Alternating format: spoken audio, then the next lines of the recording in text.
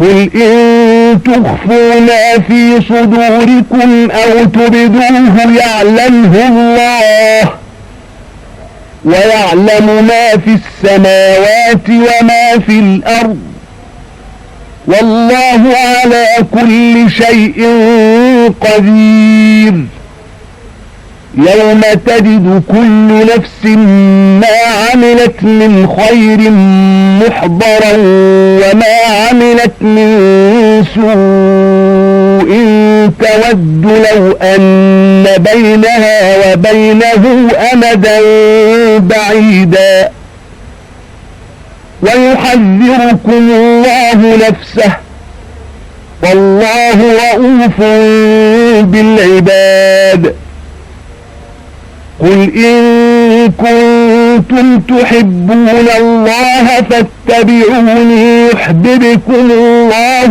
ويغفر لكم ذنوبكم والله غفور رحيم قل أطيعوا الله والرسول فإن تولوا فإن الله لا يحب الكافرين நபியே, நீர் கூறும், உங்கள் உள்ளத்தில் உள்ளதை நீங்கள் மறைத்தாலும் அல்லது அதை வெளிப்படையாக தெரியப்படுத்தினாலும் அதை அல்லாஹ் நன்கறிகிறான். இன்னும் வானங்களில் உள்ளதையும் பூமியில் உள்ளதையும் அவன் நன்கறிகிறான்.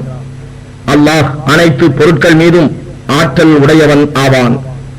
ஒவ்வொரு ஆத்மாவும் தான் செய்த நன்மைகளும் இன்னும் தான் செய்த தீமைகளும் அந்த தீர்ப்பு நாளில் தன்முன் கொண்டு வரப்பட்டதும் அது தான் செய்த தீமைக்கும் தனக்கும் இடையே வெகு தூரம் இருக்க வேண்டுமே என்று விரும்பும். அல்லாஹ் தன்னையே நினைவு கூறுமாறு உங்களை எச்சரிக்கின்றான். இன்னும் அல்லாஹ் தன் அடியார்கள் மீது மிக்க பரிவும் கருணையும் உடையவனாக இருக்கின்றான். நபியே, நீர் கூறும், நீங்கள் அல்லாஹ்வை நேசிப்பீர்களானால் என்னை பின்பற்றுங்கள். அல்லாஹ் உங்களை நேசிப்பான். உங்கள் பாவங்களை உங்களுக்காக மன்னிப்பான். மேலும் அல்லாஹ் மன்னிப்பவனாகவும் மிக்க கருணை உடையவனாகவும் இருக்கின்றான். நபியே, இன்னும் நீர் கூறும், அல்லாஹுவுக்கும் அவன் தூதருக்கும் வழிபடுங்கள். ஆனால் அவர்கள் புறக்கணித்து திரும்பி விடுவார்களானால் அல்லாஹ் நிராகரிப்பவர்களை நேசிப்பதில்லை.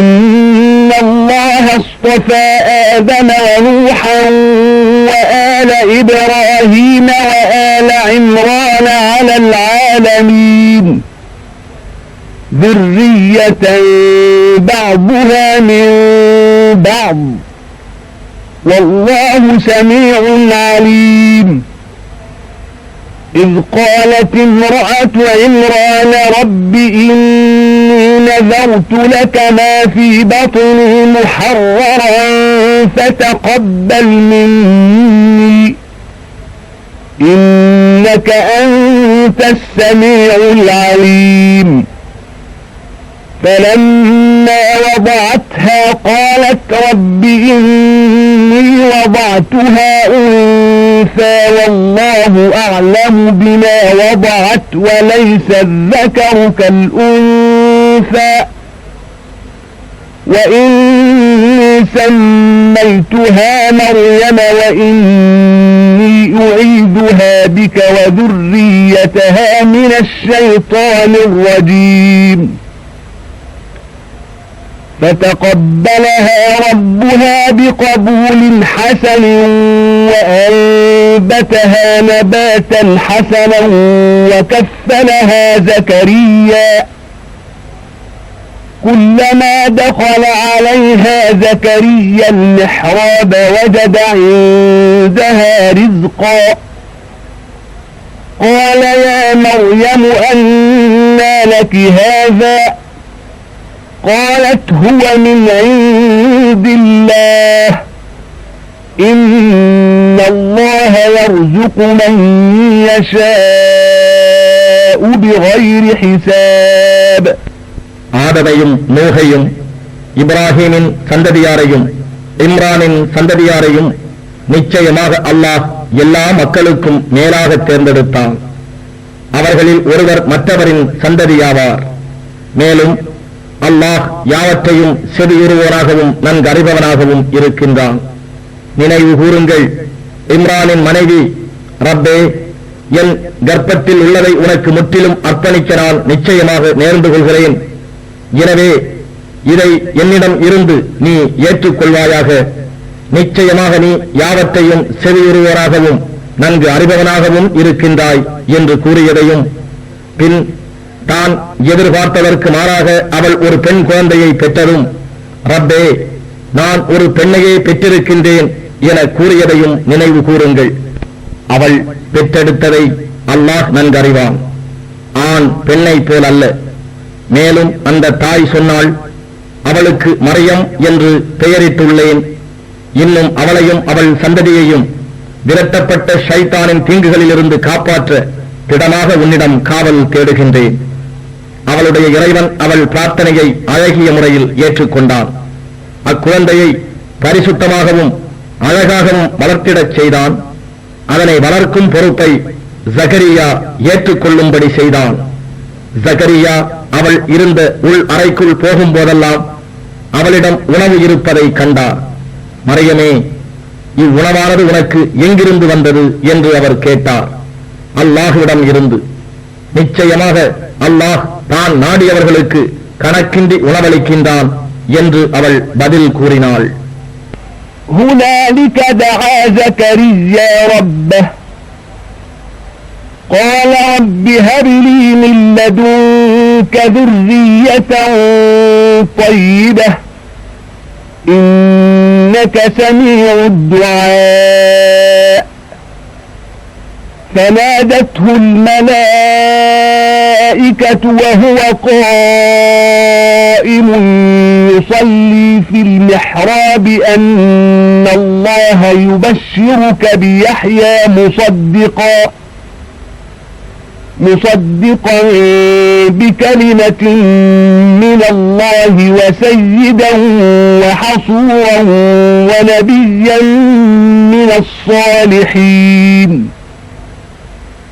قال رب أنى يكون لي غلام وقد بلغني الكبر وامرأتي عاقر قال كذلك الله يفعل ما يشاء قال رب اجعل لي آية قال آيتك ألا تكلم الناس 3 أيام إلا رمزا واذكر ربك كثيرا وسبح بالعشي والإبكار.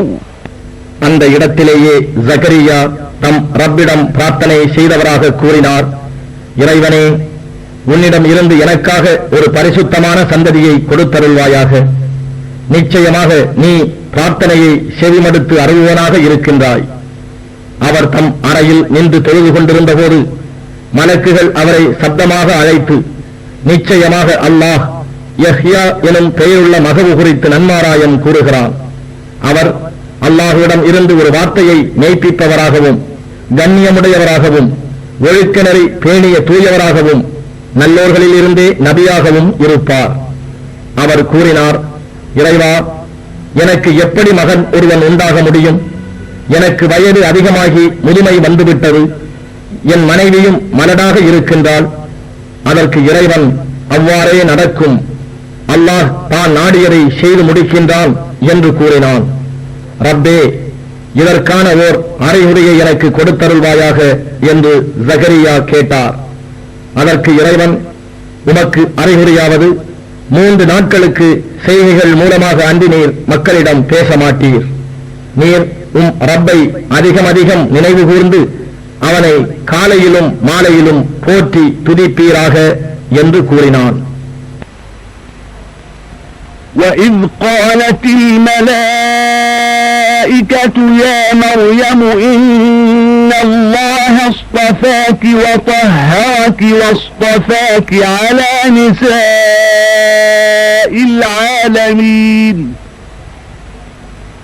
يَا مَرْيَمُ اقْنُتِي لِرَبِّكِ وَاسْجُدِي وَارْكَعِي مَعَ الرَّاكِعِينَ ذلك من أنباء الغيب نوحيه إليك وما كنت لديهم إذ يلقون أقلامهم أيهم يكفل مريم وما كنت لديهم إذ يختصمون إذ قالت الملائكة يا مريم إن الله يبشرك بكلمة منه اسمه المسيح عيسى ابن مريم وجيها في الدنيا والآخرة ومن المقربين ويكلم الناس في المهد وكهلا ومن الصالحين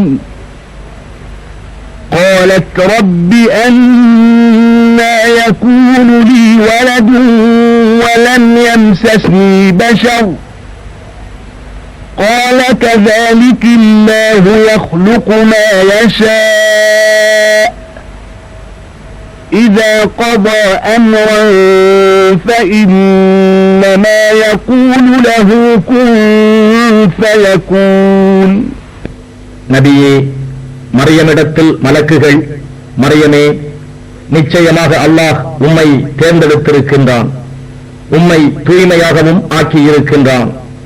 இன்னும் உலகத்திலுள்ள பெண்கள் யாவரையும் விட மேன்மையாக உம்மை தேர்ந்தெடுத்திருக்கின்றான் என்றும், மரியமே, உம் ரப்புக்கு சுஜூது செய்தும் ருக்கு செய்வோருடன் ருக்கு செய்தும் வணக்கம் செய்வீராக என்றும் கூறினர்.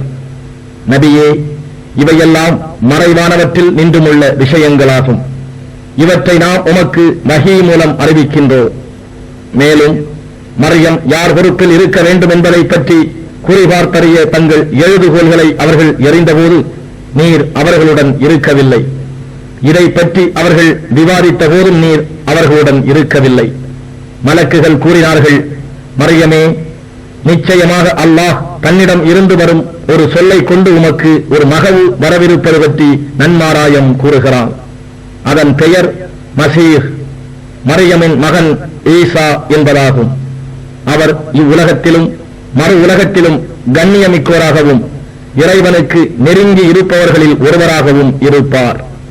மேலும் அவர் குழந்தையாக தொட்டிலில் இருக்கும் போதும் பால்யம் தாண்டி முதிர்ச்சி அடைந்த பருவத்திலும் அவர் மக்களுடன் பேசுவார். இன்னும் நல்லொழுக்கமுடைய சான்றோர்களில் ஒருவராகவும் அவர் இருப்பார். அச்சமயம் மரியம் கூறினார், இறைவா, என்னை ஒரு மனிதனும் தொடாதிருக்கும் போது எனக்கு எவ்வாறு ஒரு மகன் உண்டாக முடியும்?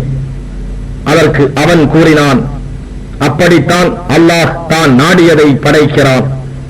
அவன் ஒரு காரியத்தை தீர்மானித்தால் அவன் அதனிடம் ஆகுக என கூறுகிறான், உடனே அது ஆகிவிடுகிறது. وَيُعَلِّمُهُ الْكِتَابَ وَالْحِكْمَةَ وَالتَّوْرَاةَ وَالْإِنْجِيلَ وَرَسُولًا إِلَى بَنِي إِسْرَائِيلَ أَنِّي قَدْ جِئْتُكُمْ بِآيَةٍ مِّن رَّبِّكُمْ أَنِّي أَخْلُقُ لَكُم مِّنَ الطِّينِ كَهَيْئَةِ الطَّيْرِ فَأَنفُخُ فِيهِ فَيَكُونُ طَيْرًا بِإِذْنِ اللَّهِ وَأُبْرِئُ الْأَكْمَهَ وَالْأَبْرَصَ وَأُحْيِي الْمَوْتَى بِإِذْنِ اللَّهِ وَأُنَبِّئُكُم بِمَا تَأْكُلُونَ وَمَا تَدَّخِرُونَ فِي بُيُوتِكُمْ إِنَّ فِي ذَلِكَ لَآيَةً لَكُمْ إِن كُنتُم مُّؤْمِنِينَ وَمُصَدِّقًا لِمَا بَيْنَ يَدَيَّ مِنَ التَّوْرَاةِ وَلِأُحِلَّ لَكُم بَعْضَ الَّذِي حُرِّمَ عَلَيْكُمْ وَجِئْتُكُم بِآيَةٍ مِّن رَّبِّكُمْ فَاتَّقُوا اللَّهَ وَأَطِيعُونِ إِنَّ اللَّهَ رَبِّي وَرَبُّكُمْ فَاعْبُدُوهُ هَذَا صِرَاطٌ مُسْتَقِيمٌ. இன்னும் அவருக்கு அவன் வேதத்தையும் ஞானத்தையும் தௌராத்தையும் இன்ஜீலையும் கற்றுக் கொடுப்பான். இஸ்ராயீலின் சந்ததியினருக்கு தூதராகவும் அவரை ஆக்குவான். இவ்வாறு அவர் ஆகியதும் இஸ்ரவேலர்களிடம் அவர், நான் உங்கள் ரப்பிடம் இருந்து ஓர் அத்தாட்சியுடன் நிச்சயமாக வந்துள்ளேன். நான் உங்களுக்காக களிமண்ணால் ஒரு பறவையின் உருவத்தை உண்டாக்கி நான் அதில் ஊதுவேன். அது அல்லாஹுவின் அனுமதியை கொண்டு உயிருடைய பறவையாகிவிடும். பிறவி குருடர்களையும் வெண்குஷ்ட ரோகிகளையும் குணப்படுத்துவேன். அல்லாஹுவின் அனுமதியை கொண்டு இறந்தோரையும் உயிர்ப்பிப்பேன்.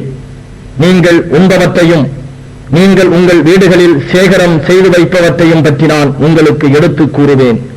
நீங்கள் நம்பிக்கையாளர்களாக இருந்தால் நிச்சயமாக இவற்றில் உங்களுக்கு திடமான அத்தாட்சி இருக்கிறது என்று கூறினார். எனக்கு முன் இருக்கும் தௌராத்தை மெய்ப்பிக்கவும் உங்களுக்கு விலக்கி வைக்கப்பட்டவற்றில் சிலவற்றை உங்களுக்கு அனுமதிக்கவும் உங்கள் இறைவனிடம் இருந்து இத்தகைய அத்தாட்சியுடன் நான் வந்திருக்கிறேன்.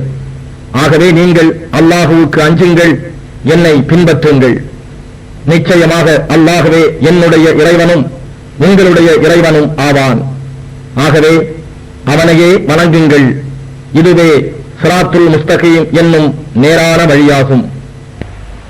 فلما أحس عيسى منهم الكفر قال من أنصاري إلى الله قال الحواريون نحن أنصار الله آمنا بالله واشهد بأننا مسلمون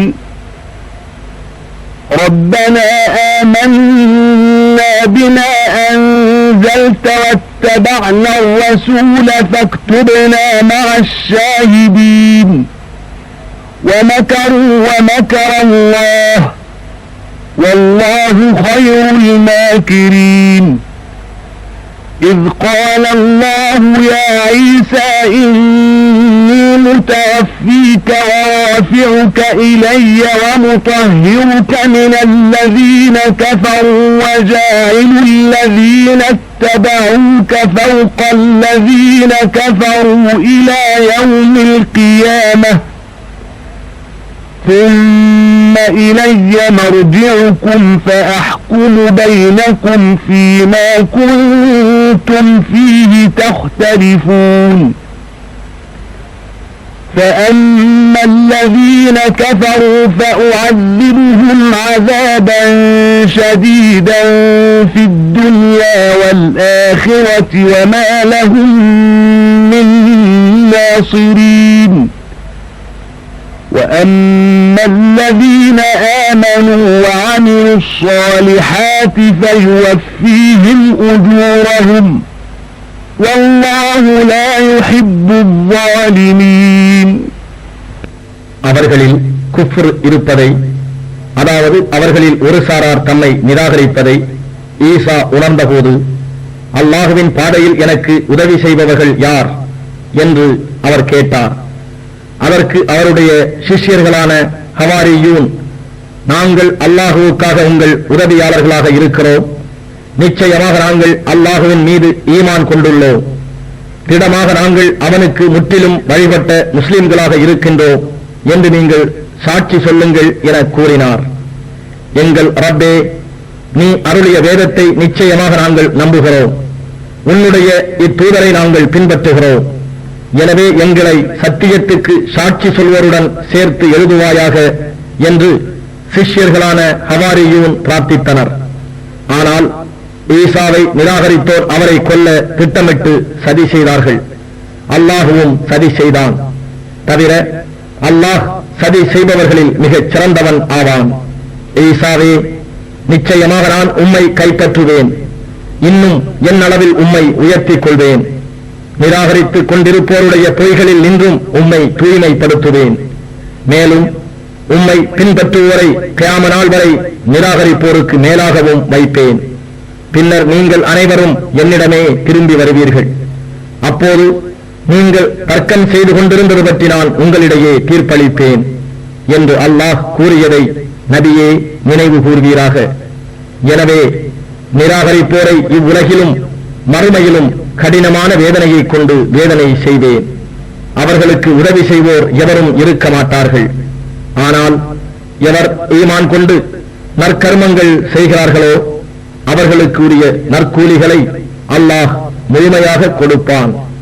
நிச்சயமாக அல்லாஹ் அக்கிரமம் செய்வோரை நேசிக்க மாட்டான். ذلك نتلوه عليك من الآيات والذكر الحكيم إن مثل عيسى عند الله كمثل آدم خلقه من تراب ثم قال له كن فيكون الحق من ربك فلا تكن من الممترين فمن حاجك فيه من بعد ما جاءك من العلم فقل تعالوا ندع أبناءنا وأبناءكم ونساءنا ونساءكم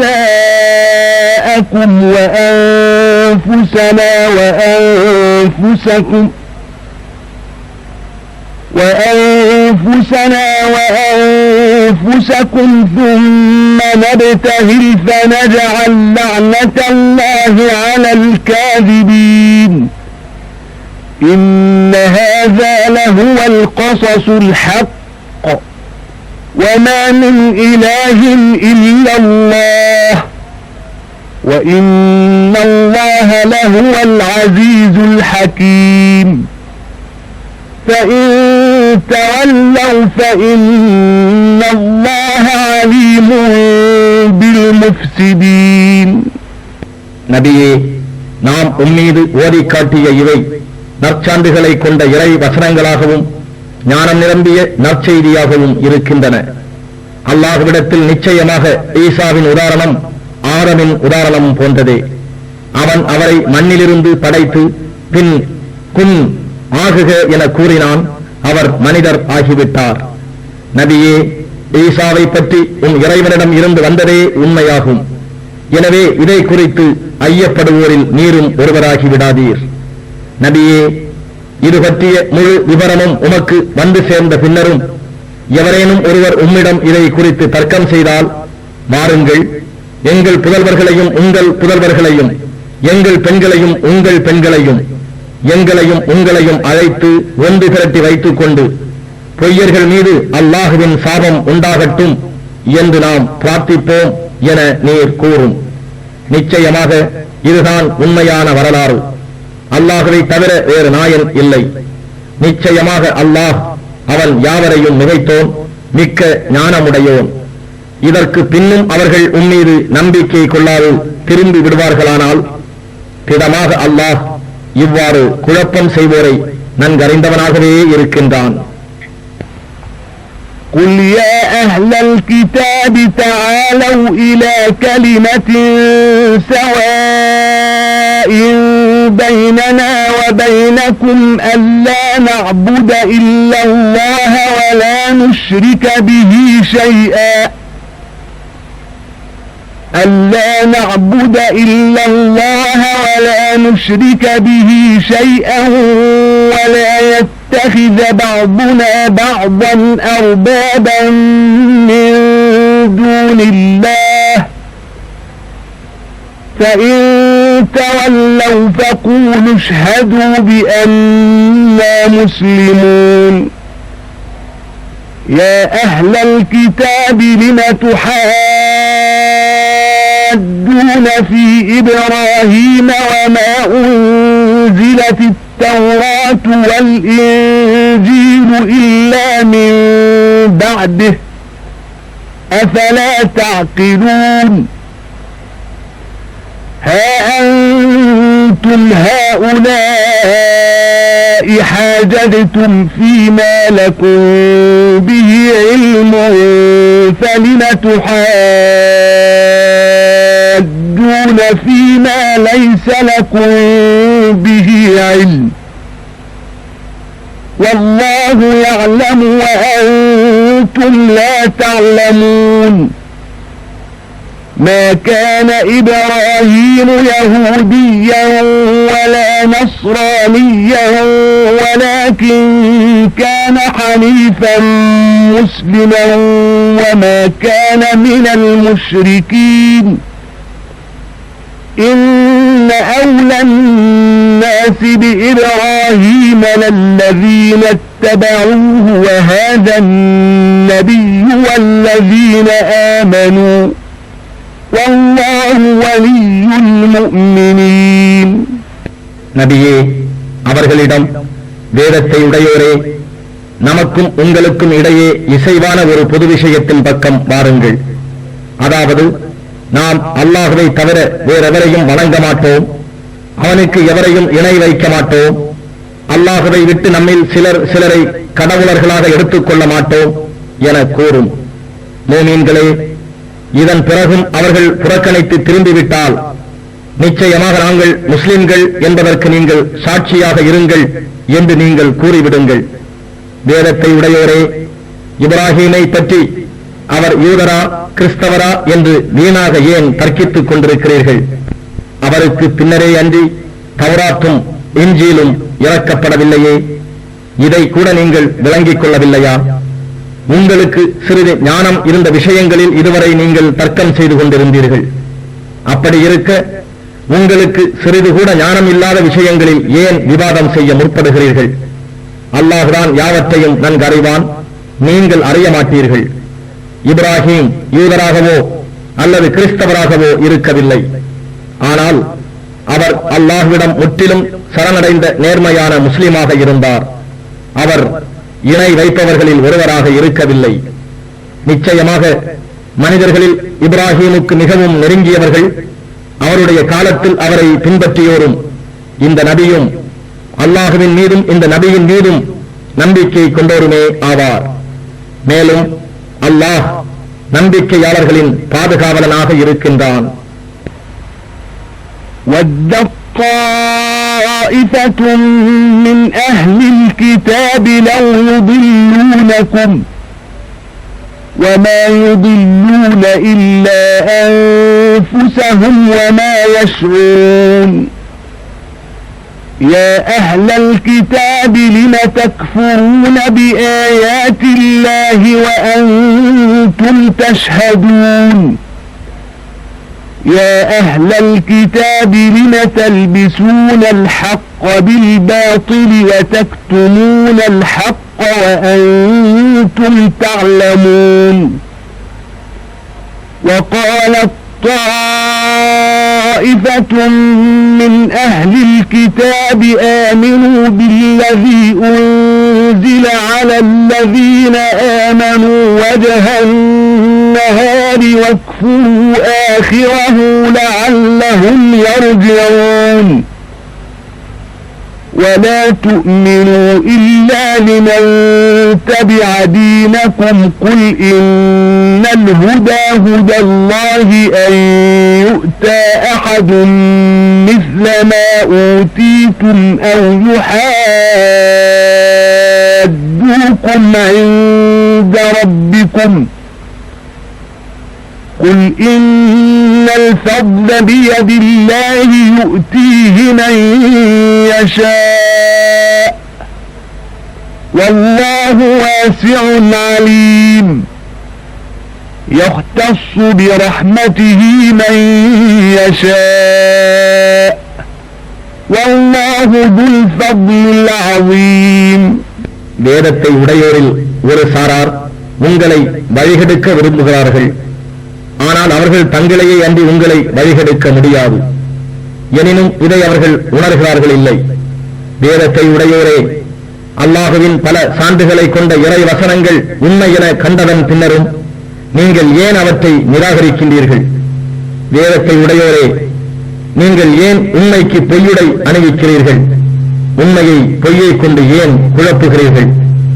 இன்னும் நீங்கள் அறிந்து கொண்டே ஏன் உண்மையை மறைக்கிறீர்கள்? வேதத்தை உடையோரில் ஒரு சாரார் தன் இனத்தாரிடம், ஈமான் கொண்டோர் மீது இறக்கப்பட்ட வேதத்தை காலையில் நம்பி மாலையில் நிராகரித்து விடுங்கள், இதனால் ஈமான் கொண்டுள்ள அவர்களும் ஒருவேளை அதை விட்டு திரும்பிவிடக் கூடும் என்று கூறுகின்றனர். உங்கள் மார்க்கத்தை பின்பற்றுவோரை தவிர வேறு எவரையும் நம்பாதீர்கள் என்றும் கூறுகின்றனர். நபியே, நீர் கூறும், நிச்சயமாக நேர்வழி என்பது அல்லாஹுவின் வழியே ஆகும். உங்களுக்கு கொடுக்கப்பட்டதைப் போல வேறு ஒருவருக்கும் வேதம் கொடுக்கப்பட்டிருக்கிறதே என்றோ, அல்லது அவ்வாறு வேதம் கொடுக்கப்பட்ட அவர்கள் உங்கள் இறைவனும் உங்களுடன் வாதிட்டு மிகைத்து விடுவார்கள் என்றோ நீங்கள் யோசிக்கிறீர்களா? நிச்சயமாக அருட்கொடையெல்லாம் அல்லாஹுவின் கையிலேயே உள்ளது. அதை அவன் நாடியோருக்கு வழங்குகின்றான். அல்லாஹ் விசாலமான கொடை அளிப்பவன், யாவற்றையும் நன்கு அறிபவன். அவன் தன் அருளை கொண்டு தான் நாடியோரை சொந்தமாக்கிக் கொள்ளுகின்றான். இன்னும் அல்லாஹ் மகத்தான கிருபையுடையவன். ومن أهل الكتاب من إن تأمنه بقنطار يؤده إليك ومنهم من إن تأمنه بدينار لا يؤده إليك إلا ما دمت عليه قائما ذلك بأنهم قالوا ليس علينا في الأميين سبيل ويقولون على الله الكذب وهم يعلمون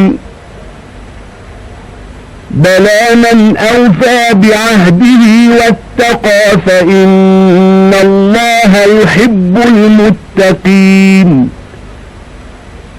إن الذين يشترون بعهد الله وأيمانهم ثمنا قليلا أولئك لا خلاق لهم في الآخرة ولا يكلمهم الله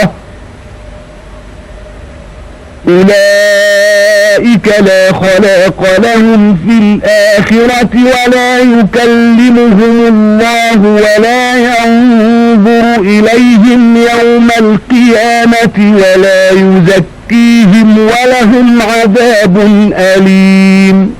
நபியே, வேதத்தை உடையோரில் சிலர் இருக்கிறார்கள்.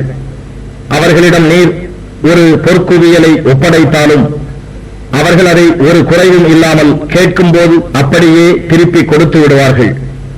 அவர்களில் இன்னும் சிலர் இருக்கிறார்கள். அவர்களிடம் ஒரு காசை, தீனாரை ஒப்படைத்தாலும் நீர் அவர்களிடம் தொடர்ந்து நின்று கேட்டால் ஒழிய அவர்கள் அதை உமக்கு திருப்பி கொடுக்க மாட்டார்கள். அதற்கு காரணம், பாமரர்களிடம் இருந்து நாம் எதை கைப்பற்றிக் கொண்டாலும் நம்மை குற்றம் பிடிக்க அவர்களுக்கு வழி இல்லை என்று அவர்கள் கூறுவதுதான். மேலும் அவர்கள் அறிந்து கொண்டே அல்லாஹுவின் பேரில் பொய் கூறுகிறார்கள். அப்படி அல்ல. யார் தம் வாக்குறுதியை நிறைவேற்றுகிறார்களோ, அல்லாஹுவுக்கு அஞ்சியும் நடக்கின்றார்களோ அவர்கள்தான் குற்றம் பிடிக்கப்பட மாட்டார்கள். நிச்சயமாக அல்லாஹ் தனக்கு அஞ்சி நடப்போரை நேசிக்கின்றான். யார் அல்லாஹுவிடத்தில் செய்த வாக்குறுதியையும் தம் சத்திய பிரமாணங்களையும் அற்ப விலைக்கு விற்கிறார்களோ அவர்களுக்கு நிச்சயமாக மறுமையில் யாதொரு நற்பாக்கியமும் இல்லை. அன்றியும் அல்லாஹ் அவர்களுடன் பேச மாட்டான். இன்னும் மறுமை நாளில் அவன் அவர்களை கருணையுடன் பார்க்கவும் மாட்டான். அவர்களை பாவத்தை விட்டு பரிசுத்தமாக்கவும் மாட்டான். மேலும் அவர்களுக்கு நோவினை மிக்க வேதனையும் உண்டு. وَإِنَّ مِنْهُمْ لَفَرِيقًا يَلْوُونَ أَلْسِنَتَهُم بِالْكِتَابِ لِتَحْسَبُوهُ مِنَ الْكِتَابِ وَمَا هُوَ مِنَ الْكِتَابِ وَيَقُولُونَ هُوَ مِنْ عِندِ اللَّهِ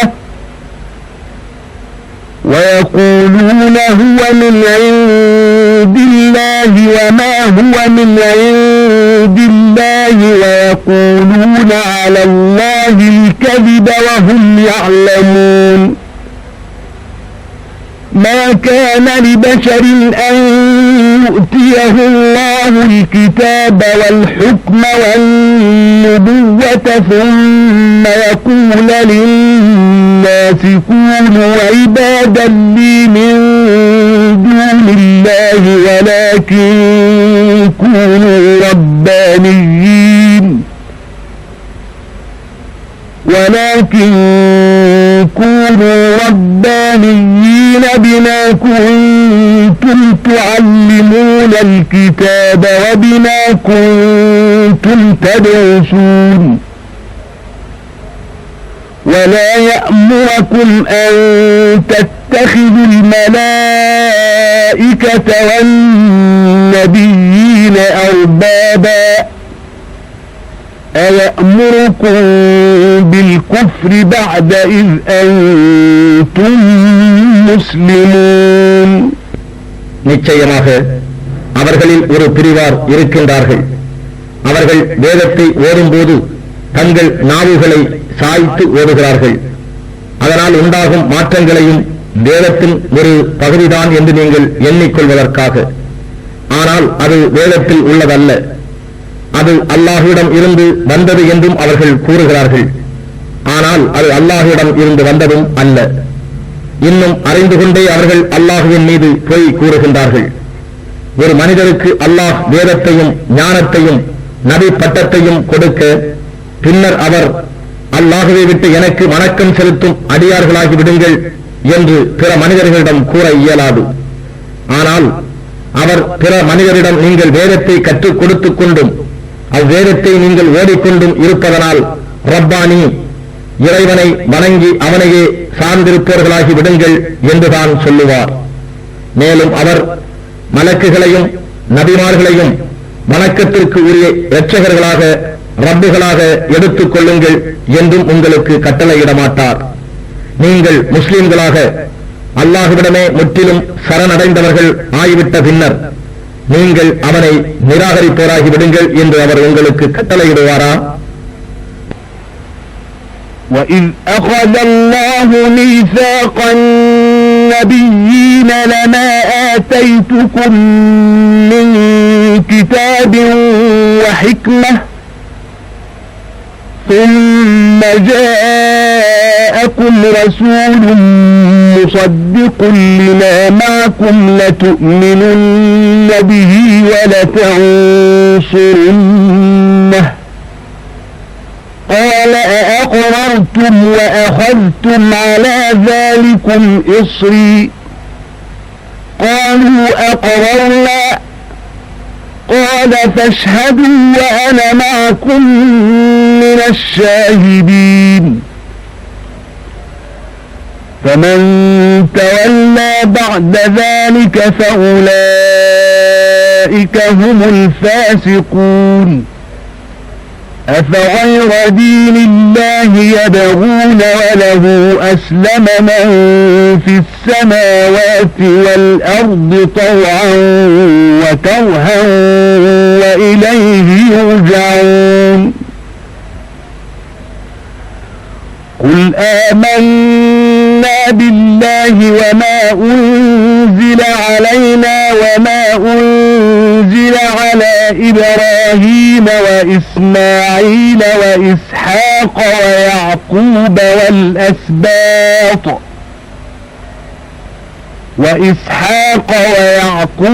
وَالْأَسْبَاطِ وَمَا أُوتِيَ مُوسَى وَعِيسَى وَالنَّبِيُّونَ مِنْ رَبِّهِمْ لَا نُفَرِّقُ بَيْنَ أَحَدٍ مِّنْهُمْ وَنَحْنُ لَهُ مُسْلِمُونَ. நினைவு கூறுங்கள், நபிமார்கள் மூலமாக அல்லாஹ் உங்கள் முன்னோர்களிடம் உறுதிமொழி வாங்கிய போது நான் உங்களுக்கு வேதத்தையும் ஞானத்தையும் கொடுத்திருக்கின்றேன்.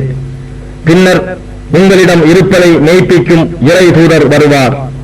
நீங்கள் அவர் மீது திடமாக ஈமான் கொண்டு அவருக்கு உறுதியாக உதவி செய்வீர்களாக என கூறினான். நீங்கள் இதை உறுதிப்படுத்துகிறீர்களா? என்னுடைய இந்த உடன்படிக்கைக்கு கட்டுப்படுகின்றீர்களா என்றும் கேட்டான். நாங்கள் அதனை ஏற்று உறுதிப்படுத்துகிறோம் என்று கூறினார்கள். அதற்கு அல்லாஹ், நீங்கள் சாட்சியாக இருங்கள், நானும் உங்களுடன் சாட்சியாளர்களில் ஒருவனாக இருக்கிறேன் என்று கூறினான். எனவே இதன் பின்னரும் எவரேனும் புறக்கணித்து திரும்பி விடுவார்களானால் நிச்சயமாக அவர்கள் தீயவர்கள்தான். அல்லாஹுவின் மார்க்கத்தை விட்டு வேறு மார்க்கத்தையா அவர்கள் தேடுகிறார்கள்? வானங்களிலும் பூமியிலும் உள்ள அனைத்து படைப்புகளும் விரும்பியோ அல்லது வெறுத்தோ அவனுக்கே சரணடைகின்றன. மேலும் அவை எல்லாம் அவனிடமே மீண்டும் கொண்டு வரப்படும். அல்லாஹுவையும் எங்கள் மீது அருளப்பட்ட வேதத்தையும் இன்னும் இப்ராஹிம், இஸ்மாயில், இஸ்ஹாக், யாக்கூப் அவர்களின் சந்ததியார் ஆகியோர் மீது அருள் செய்யப்பட்டவற்றையும் இன்னும் மூசா, ஈசா இன்னும் மற்ற நபிமார்களுக்கு அவர்களுடைய இறைவனிடம் இருந்து அருளப்பட்டவற்றையும் நாங்கள் விசுவாசம் கொள்கிறோம். அவர்களில் எவர் ஒருவரையும் பிரித்து வேற்றுமை பாராட்ட மாட்டோம். நாங்கள் அவனுக்கே முற்றிலும் சரணடையும் முஸ்லிம்கள் ஆவோம் என்று நபியே நீர் கூறுவீராக. ومن يبتغ غير الإسلام دينا فلن يقبل منه وهو في الآخرة من الخاسرين. كيف يهدي الله قوما كفروا بعد إيمانهم وشهدوا أن الرسول حق وجاءهم البينات والله لا يهدي القوم الظالمين. أولئك جزاؤهم أن عليهم لعنة الله والملائكة والناس أجمعين خالدين فيها لا يخفف عنهم العذاب ولا هم ينظرون إلا الذين تابوا من بعد ذلك وأصلحوا فإن الله غفور رحيم. إن الذين كفروا بعد إيمانهم ثم ازدادوا كفرا لن تقبل توبتهم وأولئك هم الضالون.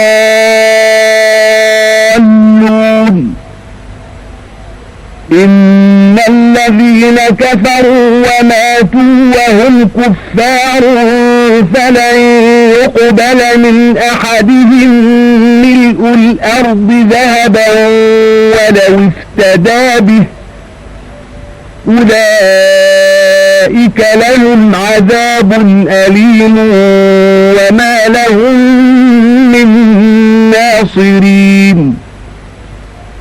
لن تنالوا البر حتى تنفقوا مما تحبون وما تنفقوا من شيء فإن الله به عليم. இன்னும் இஸ்லாம் அல்லாத வேறு மார்க்கத்தை எவரேனும் விரும்பினால் அது ஒருபோதும் அவரிடம் இருந்து ஒப்புக்கொள்ளப்பட மாட்டாது. மேலும் அத்தகையவர் மறுமை நாளில் நஷ்டமடைந்தோரில்தான் இருப்பார். அல்லாஹ் அந்த சமுதாயத்தோரை எப்படி நேர்வழியில் செலுத்துவான்? அவர்கள் ஈமான் கொண்டு நிச்சயமாக இறைவனின் தூதர் உண்மையானவர் என்று அதற்கான தெளிவுள்ள ஆதாரங்கள் வந்தமையால் சாட்சியமும் கூறி அதன்பின் அவர்கள் உம்மை நிராகரிக்கின்றனர். அல்லாஹ் இத்தகைய அக்கிரமக்கார மக்களை நேர்வழியில் செலுத்த மாட்டான்.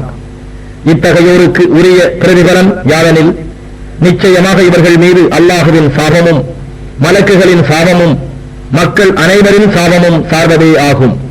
இந்த சாபத்திலேயே அவர்கள் என்றென்றும் இருப்பார்கள். அவர்களுடைய வேதனை லேசாக்கப்பட மாட்டாது.